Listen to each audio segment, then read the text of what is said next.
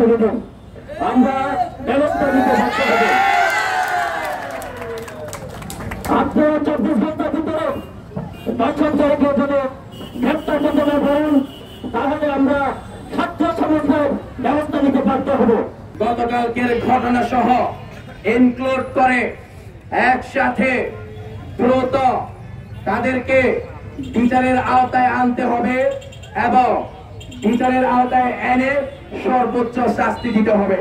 25 তারিখ অর্থাৎ আগামীকাল বৃহস্পতিবার আধা বেলা অবরোধ ও 25 এবং 26 তারিখ 2 দিন 3 পার্বত্য জেলায় শিক্ষা প্রতিষ্ঠান বর্জন করার জন্য ঘোষণা দিচ্ছি এবং ডাক দিচ্ছি।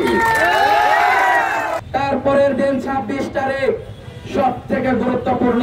26 তারিখ পার্বত্য চট্টগ্রামে নারী নিপীড়নের বিরুদ্ধে খাগড়াছড়িতে এক মহাসমাবেশ ডাক দিচ্ছি আমরা আজকে ব্যানার থেকে। আমার সন্তানদের জন্য আমি একটা নিরাপদ জীবন চাই, নিরাপদ দেশ চাই, নিরাপদ শিক্ষা প্রতিষ্ঠান চাই।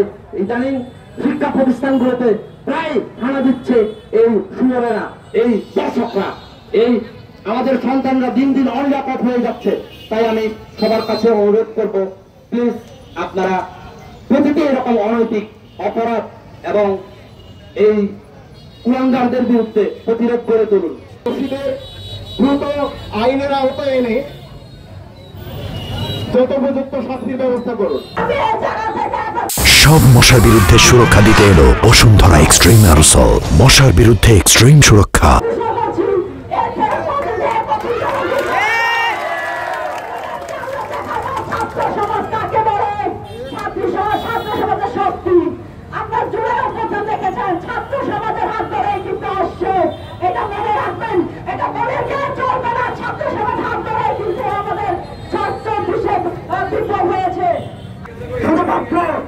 এই পাহাড়ের দর্শকের মতো না, আমি সমতল থেকে বাঙালি ভাইরা আপনারা যারা পার্বত্য চট্টগ্রামে ঘুরতে আসেন, পাহাড় দেখতে আসেন, পাহাড়ের সৌন্দর্য আপনাদেরকে মন কেড়ে নেয়। কিন্তু সেই মেঘের প্রত্যেকটি বাজে, মেঘের বাজে বাজে যে এই মাটির জনগণের যে কান্না মুখে আছে আপনারা কখনো খতিয়ে দেখেন নাই। এই সাজাকের প্রত্যেকটি বাড়ির প্রত্যেকটি জনগোষ্ঠীকে উচ্ছেদ করে কিভাবে সৌন্দর্যের ঘেরা সেই সাজেক বানানো হয়েছে।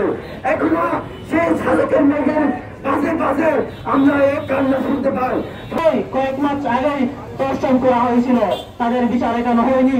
এখান থেকে আমরা বুঝতে পারি বিচারহীনতার সংস্কৃতি আমাদের এই দর্শন রোধ করতে না পারার অন্যতম একটি কারণ।